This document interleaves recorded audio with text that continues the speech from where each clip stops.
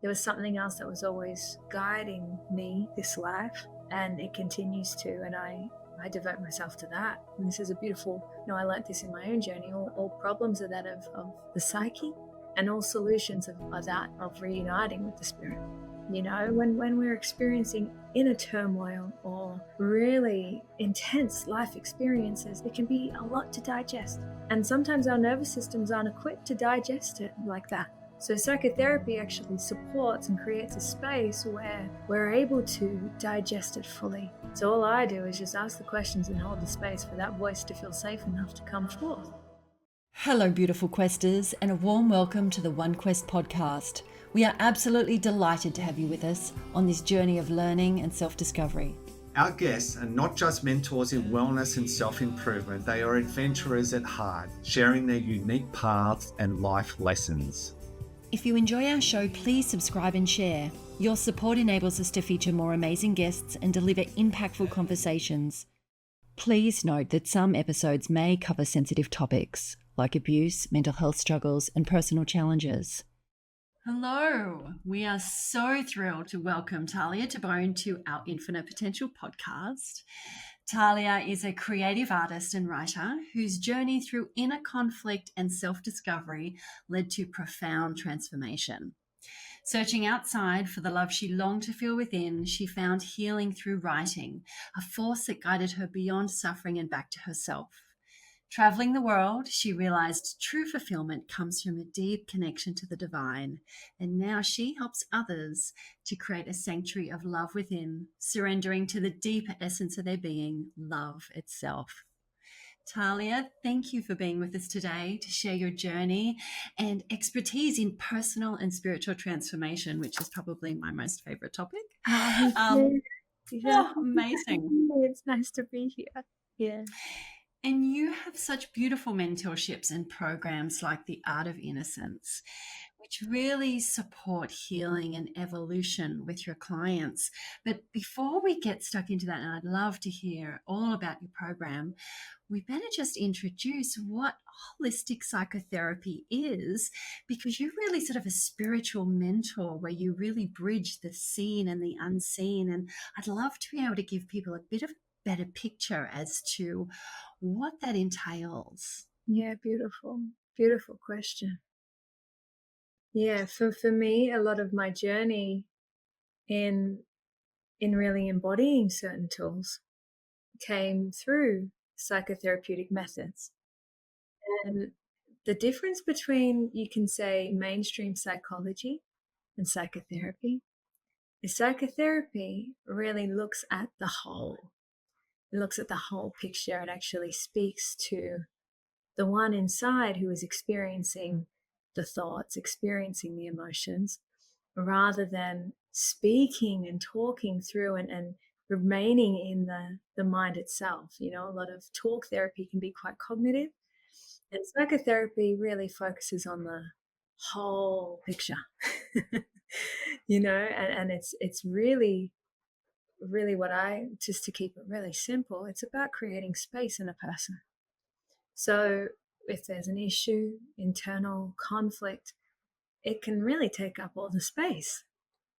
And we can't really breathe inside, and we feel uncomfortable inside. So psychotherapy is a tool to work one-on-one in connection, where we just create space in the body. We feel it in the body.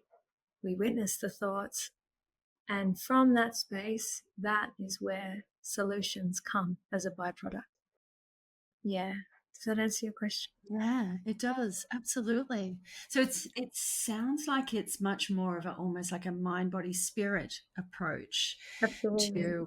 to therapy. Yeah, for sure. Absolutely.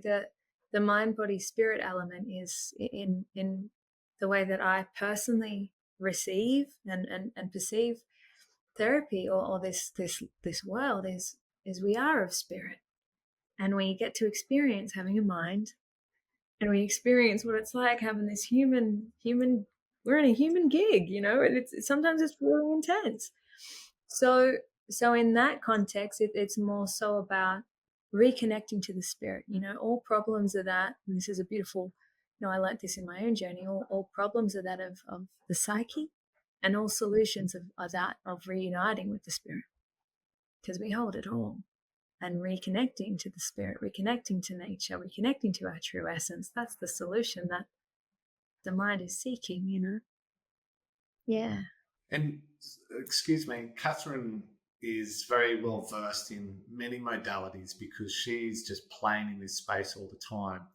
So I'm going to sit on the side of the layman's, Please, go the for one it. that needs a little bit more help along the way. Because for myself, through mainstream therapy, I've not heard of psychotherapy. So is this a less common form of therapy? Is it becoming more common? Is it something that is now becoming more, well, I don't want to use the word acceptable, but more, that people are getting more comfortable with the thought of doing this type of treatment? Yeah, it's new. It sounds like, there has been a certain trajectory, certain therapies that have worked in the past, and now there's some new stuff coming out. And this new stuff is, it's not too, etherical, and it's super in our boots. If anything, it's actually just speaking to you in there and bringing it back into the simplest form, bringing it back into the body. When we're experiencing inner turmoil or really intense life experiences, it can be a lot to digest. And sometimes our nervous systems aren't equipped to digest it like that. So psychotherapy actually supports and creates a space where we're able to digest it fully. It's a space where you're able to feel freely and safely and feel it in the body again.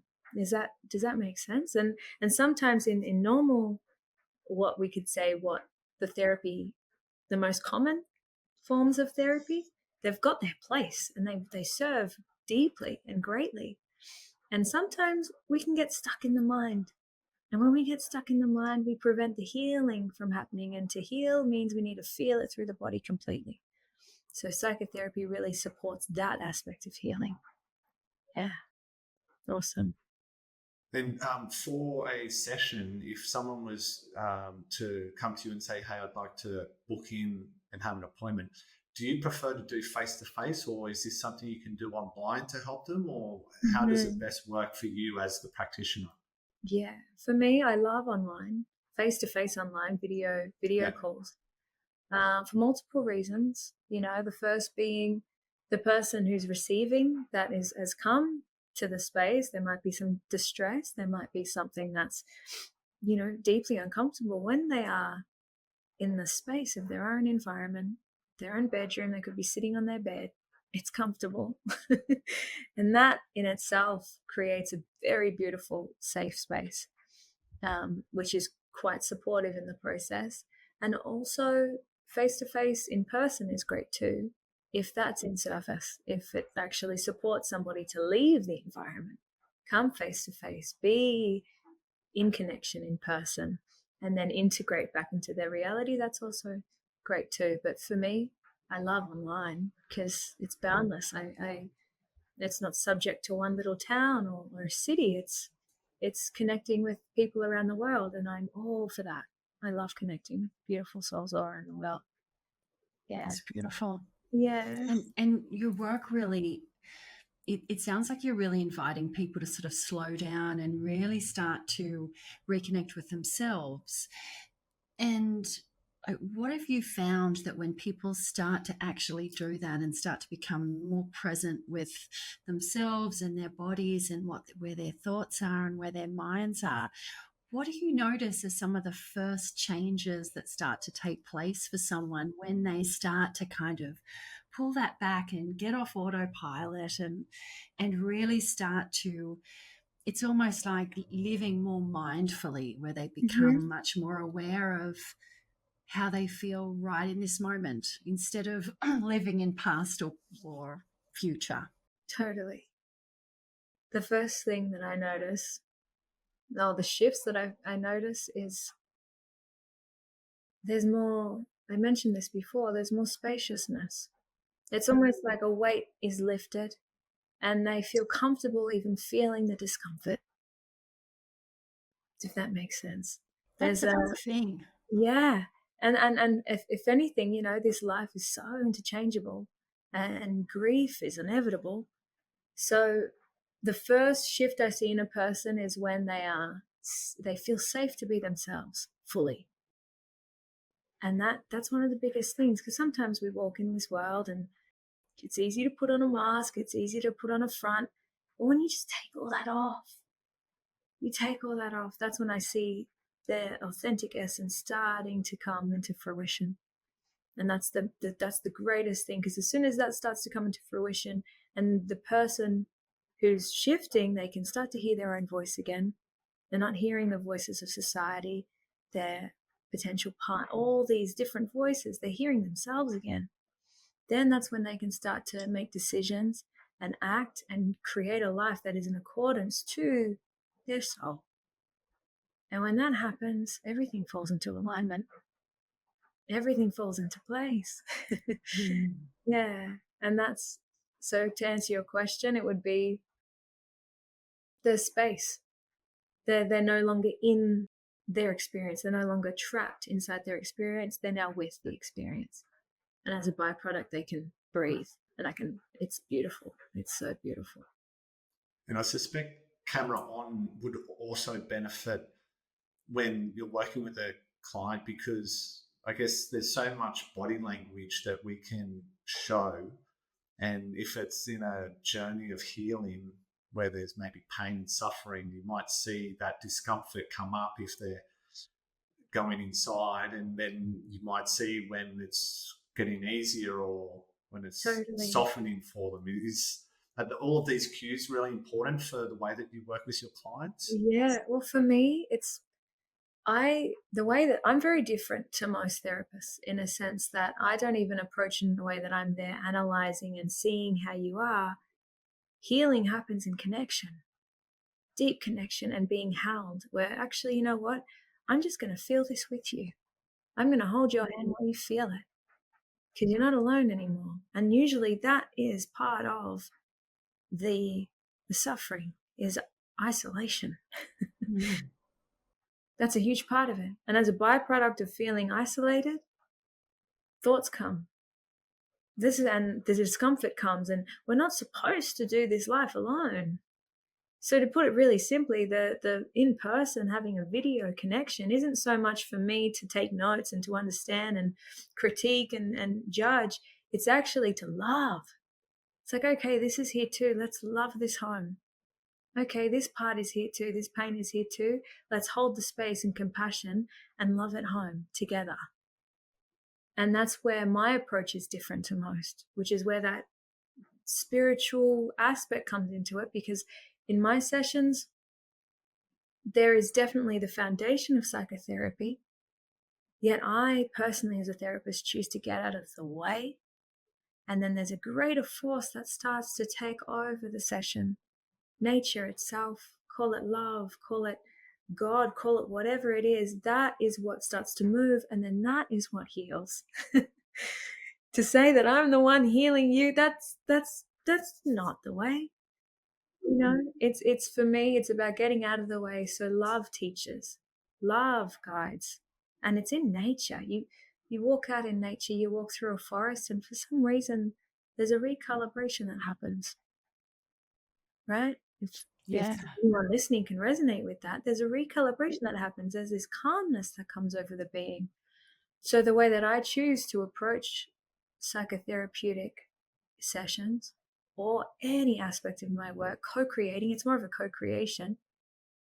It's creating enough space where that intelligence works through the session and supports the psyche, supports the emotional body, where healing then is inevitable. Yeah, that's that. Because it sounds like you're really holding space for someone to go within them and find and kind of mine the essence of what they know already, but having the space to actually do that and then to be Exactly. heard. I mean, Exactly. that's certainly not something we're taught in societies, to deeply listen to each other. It's Yeah. always just listen so that we can have the next smart thing to say, or have the Absolutely. next opportunity Yeah. to share what our experience has been, not to Totally. actually like really truly listen and Yes. give space for that person to actually kind of work out what that divine wisdom inside of them already is, and just give them the Absolutely. space and the platform to do that. It's Yes. so beautiful. Yes. And it's needed. And that this is the thing, there's that story, that that power story of I have something that you don't. If I choose to approach a therapy session like that, and some of these, the foundation is of such a false premise. And in my sessions, I love asking questions. So then the wisdom, that internal guidance, that which is, it's always connected to nature itself. It never leaves. That starts to speak. Oh, there's a part that starts to come into action. That one answers, and then I ask another question. We go a little bit deeper. And all of a sudden, this essence starts to open and open and open until these voices that were up the top, or these, the little white noise up the top, that starts to fade out, because there's nothing more true than the voice that is you. Nothing. So all I do is just ask the questions and hold the space for that voice to feel safe enough to come forth. And then the solutions solutions appear. Like, this is not radical. This is not anything radical, right? This is just holding space, really. Like, and not to detract anything from what you're doing, but No, there's power it's in well that. known that the answer is within, right? Like, we know what the Absolutely. answer is. We have this intuition. We have this ability to do things and feel and sense. And like, when we first meet someone, we can sense their vibration, their frequency, and does that connect with us or resonate with us? So Yeah. it is truly there. But for many practitioners in the healing space, I guess it can be quite draining. So does that impact you through your holding space practice? Do you need To to drain me? heal yourself, like to Yeah. recharge yourself? Gotcha. For me, it's been such a journey. This ability to feel so deeply is one of my greatest gifts that I can offer in a session, but it also has its opposite, where it actually takes a little bit more of my own discipline, my own will to show up, my own will to clean and clear my own energy. So then when I'm in a session with someone, in presence with someone, I'm a pillar. It's unwavering. And for me, that's my responsibility. And at the start of my journey, it was challenging. I won't lie. I was getting thrown around, with like a tree without roots. But that was the greatest gift I could have ever received in this path and in this work for myself, is this work was asking me to grow some deep roots. So when the winds come, when I'm in the presence of deep emotion, when I'm in the presence of someone who's moving through something, and it's beautiful. It's so, any person who heals, who feels, who chooses this is doing it for a bigger whole. So for me personally, those root systems, it's a non-negotiable. If I'm not fully aligned, if I'm not fully equipped, I reschedule because it's so vital for me to be absolutely number one for the person. Otherwise, it can get messy, and I won't be of service then. But simultaneously, like we were mentioning before, when I get out of the way and there's a greater energy that's moving through, it's invigorating. I'm actually re-energized from this because there's a deep surrender that happens on my part, which then allows a greater force to move through. And as a result, the sessions and the breakthroughs that come are out of this world. I can't even tell you. And then having that moment, seeing and witnessing this, and it's a co-creation because they did it. Yeah. I maybe asked, I asked the questions and maybe led and guided the container, but they're doing it. And there's nothing more invigorating for me to be in witness and in holding of that. you know. So I leave the sessions empowered. It's my life's work. When it's your life's work, it doesn't matter what it takes. You know? Yeah. Yeah. I feel you both resonate with that. Oh, yeah. Yeah. And that alignment that you're talking about, that groundedness that you've learned to have, and your ability to really stand in your truth and your power, is that a frequency of love that you feel is what helps you be the most of service? Wow. It's beautiful. It's I'll try my best to try and articulate this one, because the frequency that I am doing, or that I am tuning into, you can say is that of love. It's yeah, I want to keep it really grounded, really in the boots. I surrender. So as I surrender, there's something else. There's a powerful force that holds me, the small self in me, the human in me. The human in me is held. And then as the human in me is held, that which is the soul, we all have it. It's our innate essence. So for me, I tune into that, which is my innate essence. That's what I choose to do. And a way I do that is by surrendering the smaller parts of myself to a greater power. I do that before every session. I do that before every day I wake up.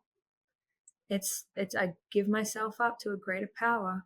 And by doing so, the small self that was trying to seek power out here, it's not needed anymore, because it becomes a pure, pristine, beautiful, loving power, the source of power itself, universal power itself.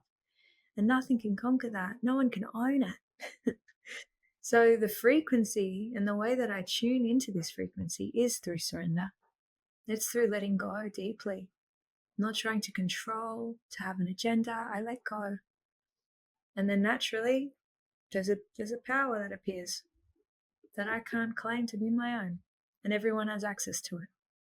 And that alone is quite a skill to have, in my opinion, to be able to put it in layman's terms, to wash away our worries, to Wash let away your all of our worries, stuff go to the side, to relax the mind, to just be present, to not have thought, to not have any other agenda other than be there, be present, hold space. When there's so much that happens during our day-to-day in our world, that must be quite a skill you've refined to be able to do that so well for your clients. Yeah, it's something that I love to hold and do for myself, but then also to teach, which I'd love to dive into a little bit more, because it's something that isn't actually that far away for anybody to access this.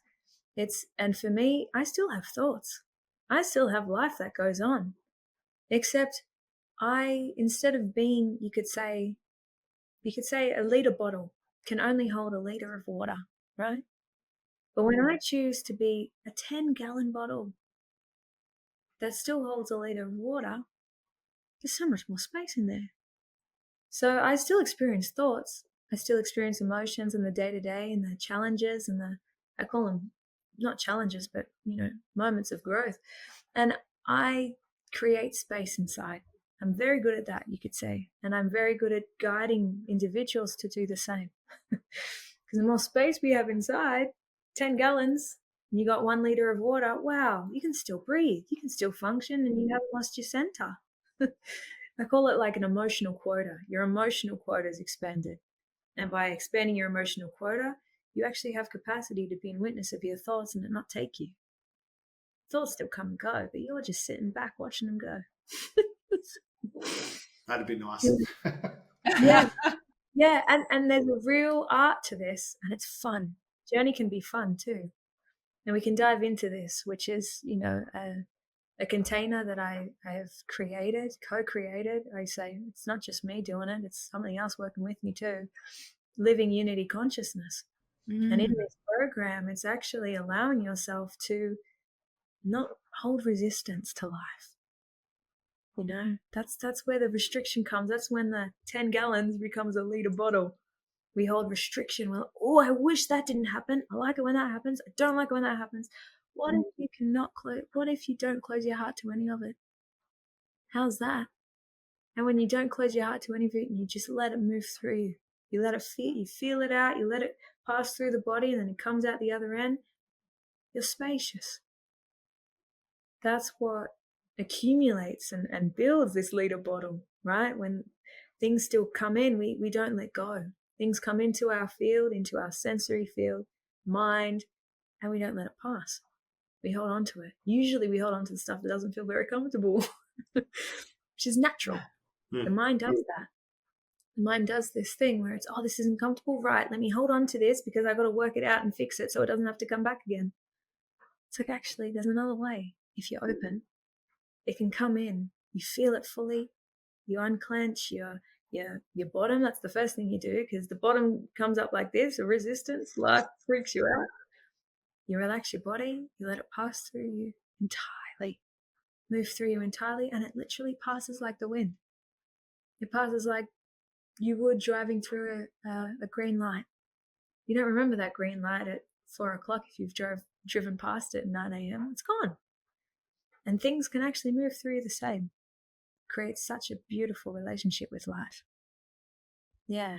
Do you feel like that judgment, like that making, I guess it's not necessarily just judgment, but it's trying to make meaning out of everything. And I like this, and this didn't go my way, and this was a negative, and that person wasn't very nice to me. And that, do you feel as though it's really relinquishing that judgment and actually just knowing that, you know, really good and bad or right and wrong, that's all just our perception and the way we choose to interpret something that's happened, and that the more we let go of that and just let it be, it's just, there is an isness about everything, and whatever it is, and that the act of just doing that is enough to actually relinquish that, adding to the unity consciousness, adding to the fear and the scarcity. Absolutely. And sort of like claiming our, I guess we're claiming our power back, really, aren't we? Absolutely. Well, power just reveals itself as a byproduct. It just comes into the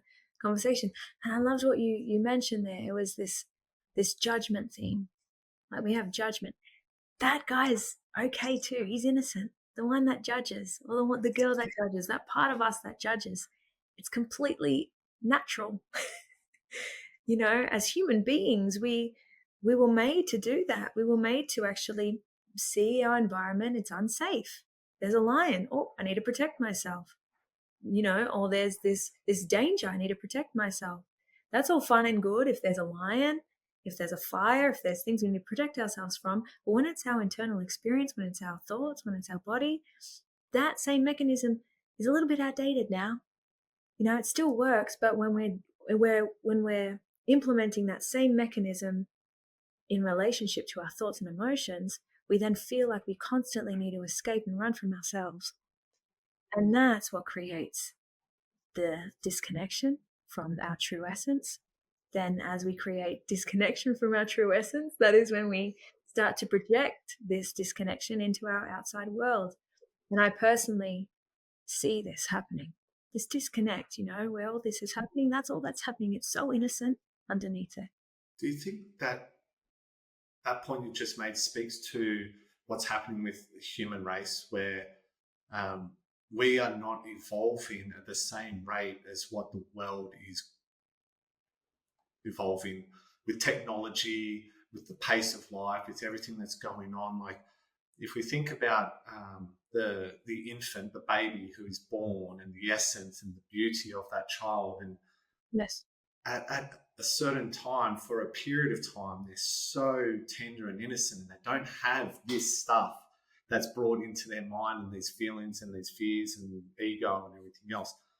But because of the way our lives are now, we're exposed to so much, it can create more of this noise and discomfort and judgment and questioning and things like that. Totally. So do you see that as being part of the problem for your clients when, you're trying to bring it back to the basics and trying to remove some of this. Yeah, I hear you. So what I'm hearing from you is when there's so much noise, the loudness of life really dilutes our essence. Yeah, that's it, hey? And this is where I love the theme of calling back our power. Calling back our power. Because yeah, that's all happening out here, sure. My relationship to this is actually what matters. Because if I'm relating to this like, oh, I'm a victim of this experience, I'm manifesting that energy inside, and therefore I'm contributing to this in my physical reality. If I shift that relationship and see, oh, okay, that's here too. This planet's been here for billions and billions of years. And it's not my fault that this manifestation is here. Wow, that's there too. Goodness gracious. Oh, wow. And people are doing that as well.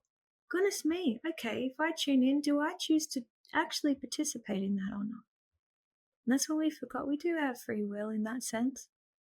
And when I say free will, I mean the will of our spirit. We can choose what we tune into. We can pay attention to what we're paying attention to. We can tune into that which is of our true nature or not.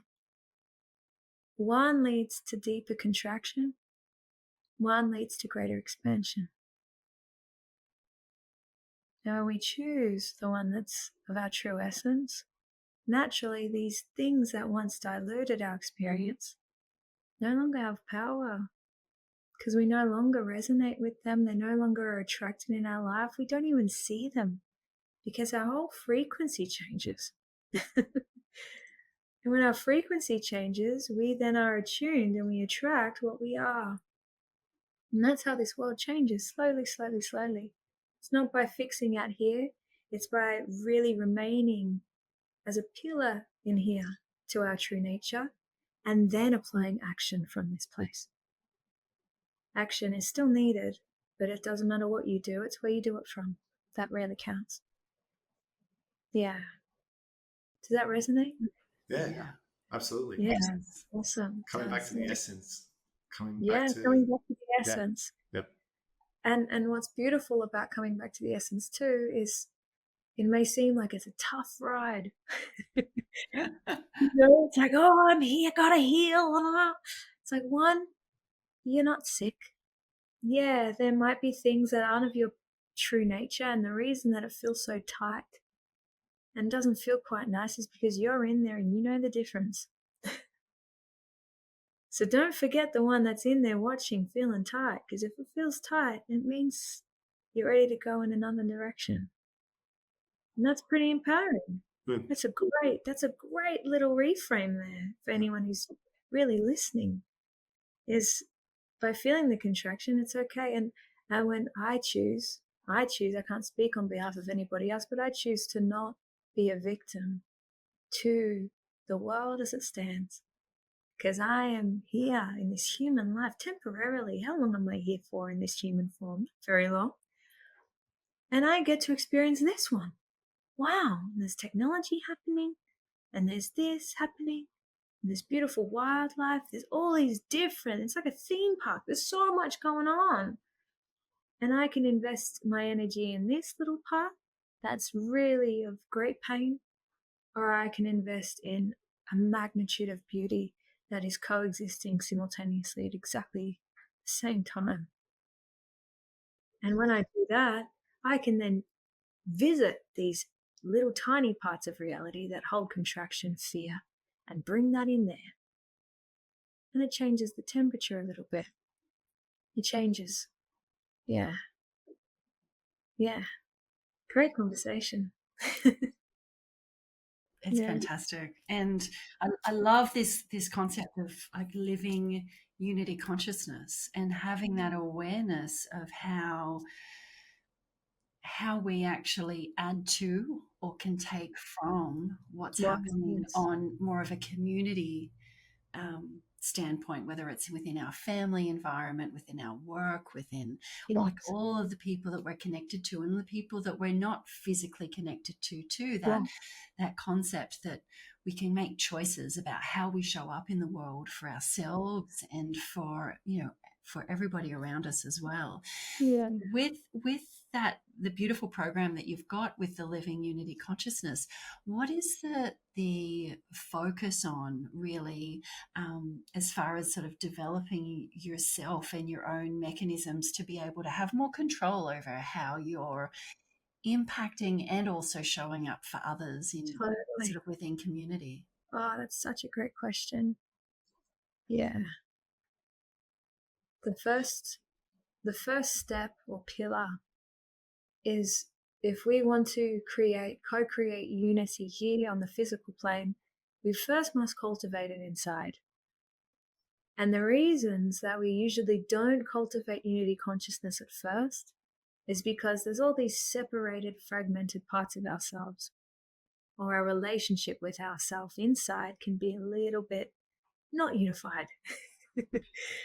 So the first step is unifying this, creating a beautiful relationship with what I like to call the small self-consciousness. We come here, it's pure consciousness. It's in everybody, it's in nature itself. And we're given this small self-consciousness. And this small self-consciousness is the one that experiences the trauma. It's the one that experiences the wounds, perception, desires, attachments. It's part of the human gig, right? And a lot of us, we have a resistance to this. Oh, if only I didn't have this feeling inside. So the first step is really creating incredibly loving, unconditional relationship with the small self-consciousness and working with its energies. So it's quite in depth, and I might not be able to go into the full spectrum here, but it's actually working with, when this happens, when the thoughts happen, this is what we do. When this happens, this is what we do. When the emotions arise and they're really intense, this is what we do. They're tools, practical tools to allow ourselves to work with our small self-consciousness rather than trying to escape it. And by working with our small self-consciousness over time, this small self starts to rise to you, the spirit, the soul. It wants to work with you. And as a result, you start to create a unified field inside. And when that anchors, you can then see and receive that in every single being. You look in the eyes of someone and you're seeing all their different parts play out, yet your focus, you can't not see the one in them that is also you. That's what I mean by living unity consciousness. You're seeing in them purity, right? And it's such an art form. It's so beautiful, and I'm so passionate about it. And then once that is the first stage, and that's usually a 4-month process. I love to take 4 months. It's a 12-month journey that I love to take beautiful souls on with living unity consciousness. And the second step, the second phase of this is, okay, now that we've cultivated this inside, now let's get out in the jungle. Now let's get out in the world, where the world's actually displaying different aspects of reality. It's displaying more duality than unity. Okay, how do I still anchor myself in unity when my outside world is not of that nature, though it is? And in this case, I love to focus really on relationships and really on cultivating legacy business, how to approach business, work, all these things that pull us out of unity consciousness. Okay, how do we bring unity consciousness into these things?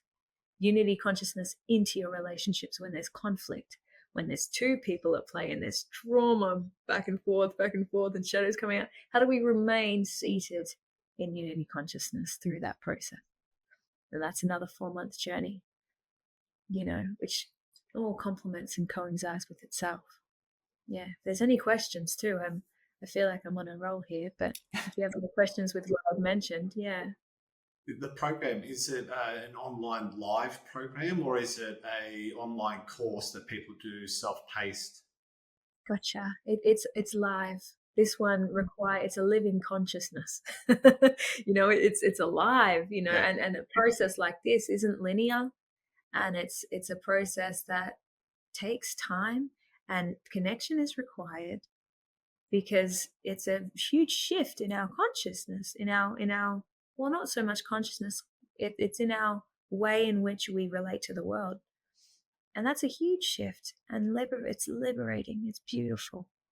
So for me, live, it's in group. There's moments where the person receiving just receives insight, information, teachings. And then there's also that one-on-one content where there's actually that space for individuals when things are coming up, when things are challenging, when, that's also there too. So it's semi-private for sure. Yeah, absolutely. It can't be any other way, in my Yeah, opinion. I can imagine why, because if it's a self-paced program, it gives people the flexibility to maybe not go as deep or maybe not participate in full. Whereas Yeah, when you're in a group environment, there's the opportunity for someone, the guide yourself, to actually uncover some of these things and yeah, ask the tough totally. question and really challenge the person Yeah, to go beyond their comfort zone. So yeah, it makes that's complete sense. yeah, yeah, for sure. And this program that we're speaking to now isn't for everybody. It's for a certain person who may be in this world and they're living it and they're doing it and they're breathing it and they're already really deeply connected to that unity inside, yet struggle to be in relationship with a world that's still presenting so much division. It's more for the leaders, hey, the leaders coming back into their power. And I love co-creating with incredible souls who are remembering who they are, but are struggling to integrate it in their life. Living unity consciousness is perfect for that. So you know who you are, you know your essence, you may have had a profound spiritual awakening, you remember. Yet you're still a mother. Or you still have to go pick the kids up from school. And you still have to show up to this, or you might be in a environment that doesn't feel in alignment to your soul anymore. And how do I live now? So living unity consciousness is perfect for that. So, sorry, just to clarify, Please. the type of student that this is ideal for is someone who has done some work. They're not Mm-hmm. coming in with deep trauma. This is not a course for me to come in and break down all of my history and challenges, and for me to share with the group. It's more, I've got to this point so far on my own, and now I'm ready to take that next step, sort of thing. Exactly. Now I'm Yeah. ready to not leave this seat that I've created, and I know and I feel when I'm on my own or deep in meditation, perhaps, or there's moments where you feel deeply connected with yourself, yet you feel yourself getting swayed by the world. You feel yourself leaving your seat by the world. Living unity consciousness is perfect for that. It's like, let's create root systems now. But you never need to leave that seat of unity because you're a leader. You're leading the pack, you're leading the collective to a unified consciousness.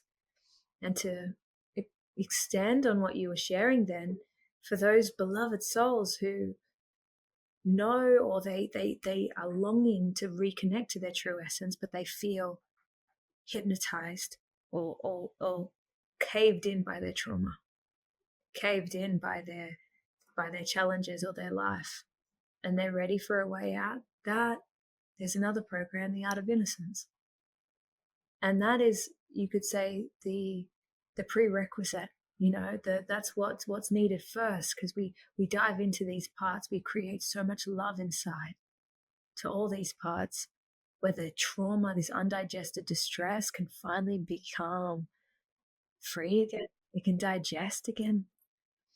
And by doing so, we create space. And by creating space, naturally, we reconnect to our spirit. And that's when living unity consciousness kicks in. It's like, now you've connected with your spirit, let's stay there. Yeah, that's a powerful invitation. Powerful Like, invitation. very powerful. And the concept of art of innocence, I love that it's almost like a stripping back and like almost a rebirthing of who we truly are. It's a very beautiful concept. Is that really what sort of innocence means to you, coming back to that more soul aligned space where you feel as though you can truly embrace exactly who you are, like with that beautiful authenticity when you're almost unashamedly you. Yes. Is that sort of what you mean by innocence? Absolutely. The way I see it is, like we mentioned before, when we walk through nature, does nature judge you?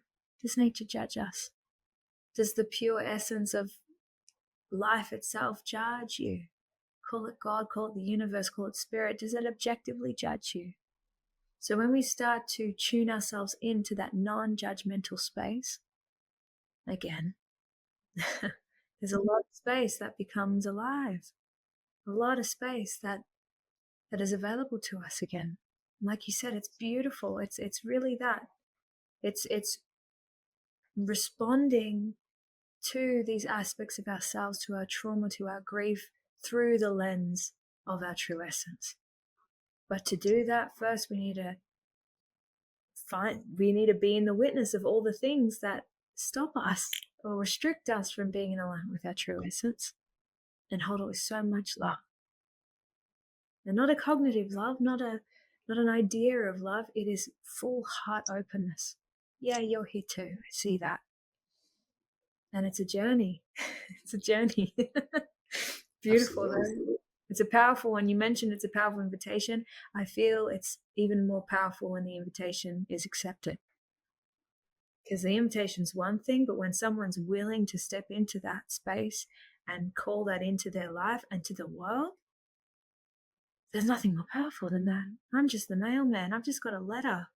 Here you go. It's up to you if you read it. It's up to you if you open the envelope. If you don't open it, it's of no use. I've done my fair share of therapy over the years. Mm-hmm. And I think there's a little bit of a common trend where it's like, let's revisit your childhood, right? And let's talk about what happened when you were in these younger years. Is there a trend that you're seeing with your clients? Does that also align with the things that you support your clients through? Is it focus on childhood experiences, attachments to parents or things like that? Yeah, totally. Well, the way that I personally approach the sessions is, like I said, the foundation is psychotherapy, yet first I see you in there who's experiencing all these parts, and then I work with that aspect of you. And by doing so, we're creating a beautiful space where then all these parts start to come into the forefront, but there's space between you and this part. So there's the child there. Maybe this is a childlike tendency. Oh, that's interesting. Let's hold that with curiosity. And then maybe there's a memory that comes up. Maybe there's a feeling that comes up, and staying with that feeling, there's a deeper remembrance. There's these little puzzle pieces that click into place. And the way that I feel is the most beneficial. The most beneficial way in therapy isn't to seek out cognitively where things may have come from, because yes, that's still staying in the folds of the mind, right?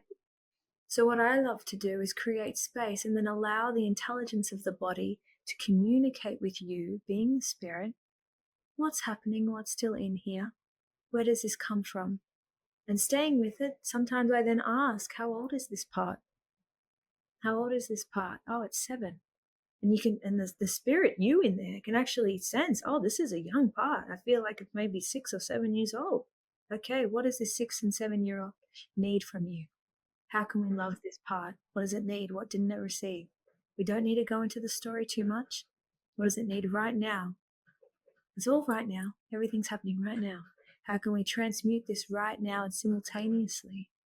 As we do, we're healing the stories from the past by holding it in pure loving awareness right now. So to answer your question, I choose in the therapy sessions to be in the mind as less as possible and to remain in the body. Because usually when we're young and we've experienced distress, we've experienced trauma, we either abort, we disassociate, we leave the body, or we push it down and we don't want to actually feel it in the body. Yeah, those are the two archetypes. So for me, let's be as the awareness. Let's stay seated right here and know it's safe. And everything that comes up, let's experience it as pure emotion, as pure sensation. What does it feel like? What's its color? What does it look like? And then it starts to move out like goosebumps. You know, when we have goosebumps or pins and needles, they come and then the goosebumps go. Pins and needles come. It's not comfortable. It's not pleasant. But we're like, wow, there's goosebumps. There's pins and needles. And then it leaves. Trauma is exactly the same when we're not in the way, when the cognitive mind is not in the way, rather. Yeah. Is there a practice that you could recommend for people who wanted to start playing in this kind of realm where they start to have that greater awareness of what's happening in their body, or where something maybe triggers them, for them to be able to start having those conversations with themselves about what is that that's just happened? What is it that's come up inside of me that's caused that kind of almost that rearing of my body? Like, what is it in there? Is it sort of sitting with that, or in sort of meditation? What do you recommend to people to start sort of playing with some of those concepts?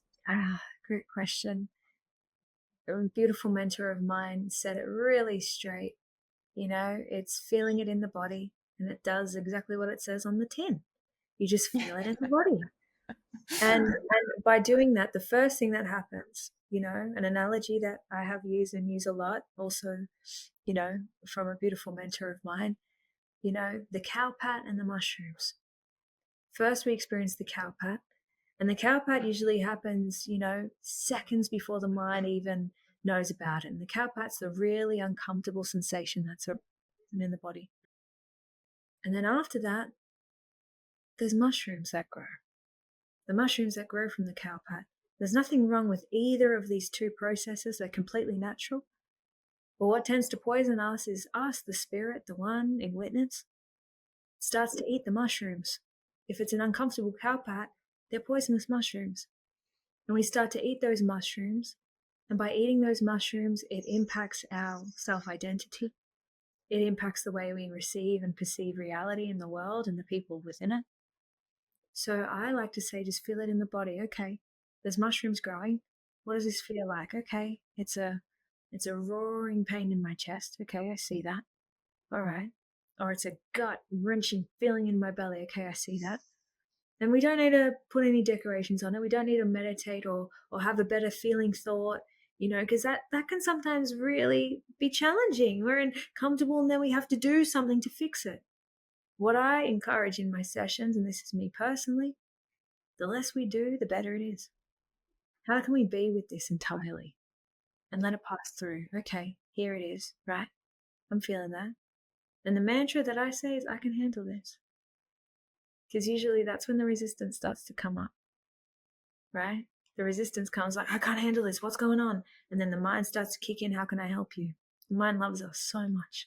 The mind kicks in. How can I help you fix this? Let's get out of this as soon as possible. Actually, you know what?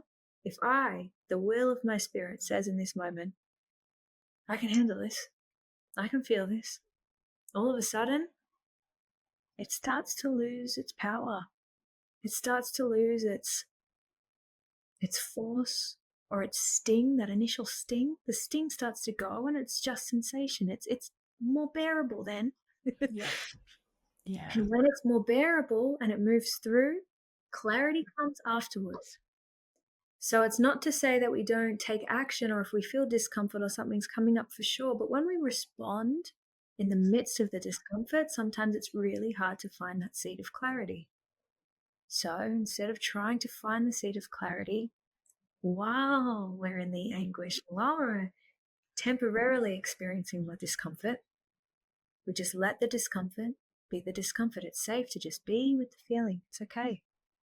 It will pass. And then when it passes, more clarity will come as to the next best thing to do, because you're in tune and you're seated within the seat of your soul. And when you follow your soul, you can't make a mistake. Yeah. Oh, beautiful questions. And a little bit about your backstory that brought you here. Sure. did you study psychotherapy? Did you have experiences yourself that led you to want to support others? Can you Yes, share a little bit totally. about that? Absolutely, I can. I my journey started quite young, and when you mentioned that psychotherapeutic, I'd love to tap into that. And I remember you mentioning at the start of this call, a lot of my journey started with writing and reconnecting with the essence and truth of who I really am through writing. And I remember there was this one time I was in the midst of an eating disorder and internal chaos, and it was really intense. And I remember having so many breakthrough moments through writing. And around this time, I went to see a psychologist. And this psychologist, beautiful in her own way, and it was when I reflect on this, I see how necessary it was, because something birthed in me this day. I was maybe 13 or 14. And as I was sharing my experiences, her reflection to me was that I will always have this problem, and that's something I need to live with and deal with. And there was something that activated, and I just got out of my seat. I think I stood up even, and I said, no, that's not true. Like, I've witnessed something else that I can't quite understand yet, but I'm choosing that. and that was the last time it was beautiful, innocent, but obviously wasn't aligned for me at that time, which then led me to deepen into my own practice of reconnection to that I am through writing, through relationships have been the greatest catalyst, seeing incredible people I've loved dearly, and loss. Loss has been my greatest teacher. Seeing people I love and have either lost themselves in their anguish and in their pain, or having to lose them, let them go. Oh, wow. It propelled me to, it was love that just propelled me to keep moving forward. And to do that first, I needed to tend to my own garden, which led me into a path of becoming a bodywork practitioner at first, which then led to psychotherapy training and being a certified psychotherapist, which was incredible. But underneath that, there was always a driving force that's bigger than these titles and these hats that I might be perceived with. That's, sure, call me a therapist or whatever, but there was something else that was always guiding me, this life, and it continues to, and I devote myself to that. Yeah, that's actually what I do, for sure. If that's backstory, I'm open to questions or to elaborate, for sure.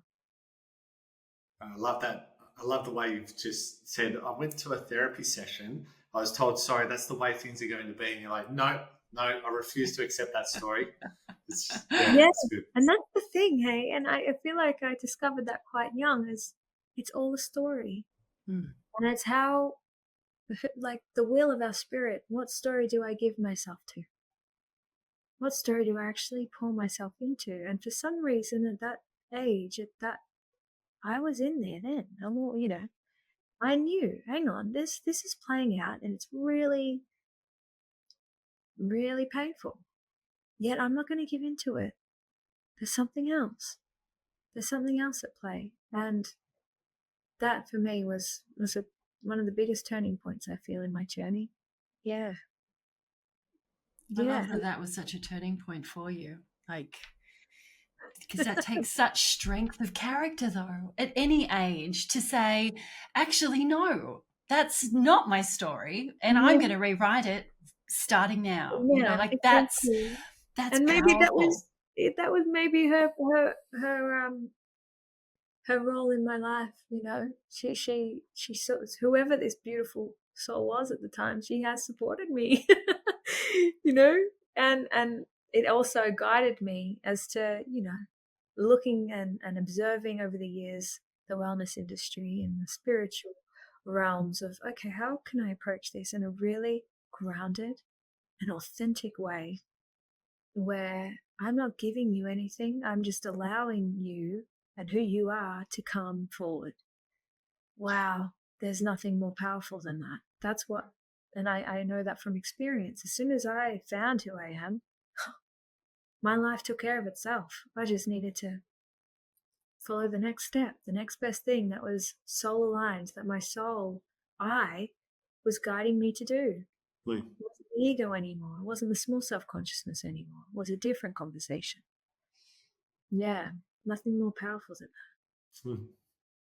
And do you still do much automatic writing? Do you still find that that's a good way to kind of connect back in with your essence? Like, I know I've found that to be a very profound practice over the years. And often it's such an amazing way to actually get my mind to switch off and for energy to just move through me. And often reading back afterwards, how profound what is written is. Sometimes it's so shocking. It's like, I didn't even know that was in me. Yes.